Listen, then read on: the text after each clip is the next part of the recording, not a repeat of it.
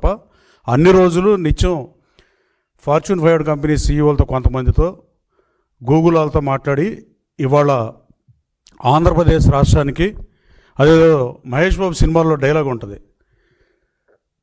నువ్వు మర్చిపోయారు, జనం మర్చిపోయారు, దేశం మర్చిపోయింది, కానీ గూగుల్ మర్చిపోదు కదా, అట్ట కొడితే ఇట్ట వచ్చేస్తుందని ఏదో కామెడీ స్కిట్ ఒకటి ఉంటుంది.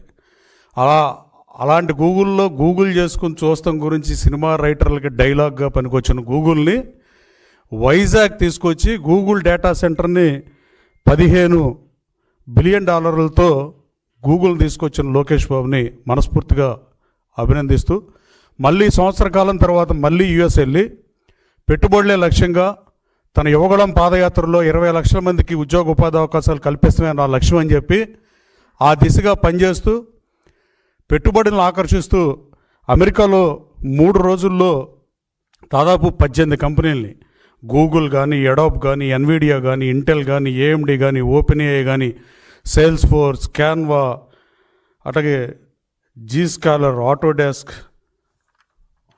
ఇలా చదవటానికి చాలాసేపు పెట్టే పరిస్థితి, క్రియేటివ్ ల్యాండ్, ఇలా కంపెనీలు కలిసి పెట్టుబడులు పెట్టండి ఈ రాష్ట్రంలో అని అడిగినందుకు లోకేష్ బాబును విమర్శిస్తున్నారని సూటిగా వైసీపీ నాయకులను అడుగుతున్నా. అలాగే ఆయన ఇండియన్ ఎకానమీ ప్రస్తుతం జీడిపి లెక్కల్లో 4.19 ట్రిలియన్ అయితే ఇవాళ ఎన్విడియా మార్కెట్ క్యాపిటలైజేషనే $4.6 ట్రిలియన్ ఉంది. ఆ కంపెనీతో లోకేష్ బాబు సమావేశమయ్యాడు, ఆ కంపెనీని తీసుకొస్తానికి ప్రయత్నాలు చేస్తున్నాడు. అలాగే ఇంటెల్ $193 బిలియన్, అలాగే అడోబ్ అనేది $145 బిలియన్. మంత్రి నారా లోకేష్ గారు ఈ కంపెనీలతో చర్చలు జరుపుతా పెట్టుబడుల లక్ష్యంగా వాటిని ఆంధ్రప్రదేశ్ రాష్ట్రం వైపు మళ్లించడానికి విశేష కృషి చేస్తుంటే లోకేష్ మాట్లాడే కంపెనీల పేరు స్పెల్ చేయటమే చాలామంది కష్టం వైసీపీ వాళ్ళకి.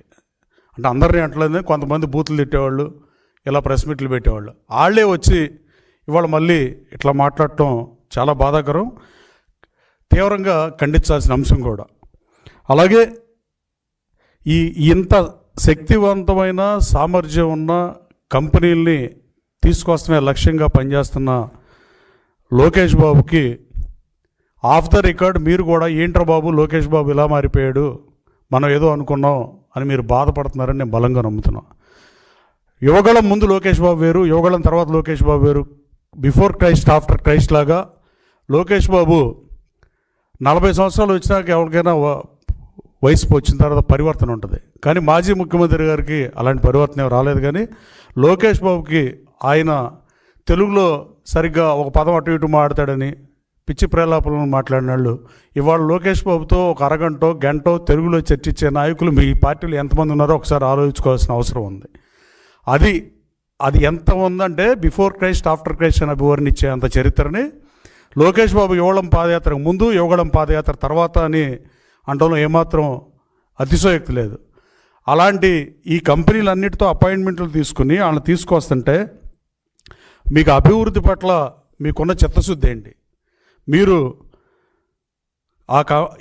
గతంలో ముఖ్యమంత్రిగా పనిచేసి జగన్మోహన్ రెడ్డి గారు అమెరికా వెళ్ళి జగన్మోహన్ రెడ్డి ఏమన్నా ఇలాంటి కంపెనీలు కలిసింది ఏమన్నా ఉంటే మీరు చర్చ రండి, నేను చర్చకు వస్తా. అలాగే ఈ అంతర్జాతీయంగా Lokesh Babu company ఓనర్లతో, company సీఈఓలతో, company ఎగ్జిక్యూటివ్తో సమావేశం అవుతాం జీర్ణించుకోలేక పిచ్చి ప్రేలాపనలు తప్ప మీకు మిగిలేది ఈర్ష్య, బాధ తప్ప, లేకపోతే సోషల్ మీడియాలో ఇంటర్నెట్ మీమ్స్కి పరిమితం అయిపోయే పరిస్థితి.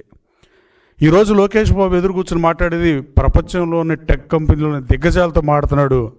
అలాగే ఆ పెట్టుబడులను చూసి దేశం రాష్ట్రం వైపు చూస్తుందంటలో కూడా ఏమాత్రం సందేహం లేదు. అలాగే ఇన్ని కంపెనీలు తెచ్చి ఈ రాష్ట్ర భవిష్యత్తు యువత చేతుల్లోనే ఉంటుంది. వయసు అయిపోయిన వాళ్ళకి ప్రభుత్వం నుంచి పెన్షన్లు ఇవ్వడం, రేషన్ కార్డు సమస్యలు, వృద్ధాప్య పెన్షన్లు ఇలాంటివి ఇవ్వగలం. వాళ్ళ పిల్లలని కొంతమంది చూడకపోయినా ప్రభుత్వం ఆదుకుంటుంది. అలాగే మధ్య వయసు వాళ్ళకు కూడా ప్రభుత్వం నుంచి కావలసిన సంక్షేమ పథకాలు కానీ, గిట్టుబాటు ధరలు కానీ, ఇలాంటి వ్యవసాయదారులకు కానీ చేస్తుంది. కనీసం ఈ రాష్ట్రం అభివృద్ధి చెందాలంటే కేవలం నిరుద్యోగ యువతకు ఉపాధి అవకాశాలు వస్తేనే ఈ రాష్ట్ర భవిష్యత్తు బాగుంటుంది, ఈ రాష్ట్ర జీడిపి పెరుగుతుంది, ప్రతి కుటుంబంలో 25,000 30,000 40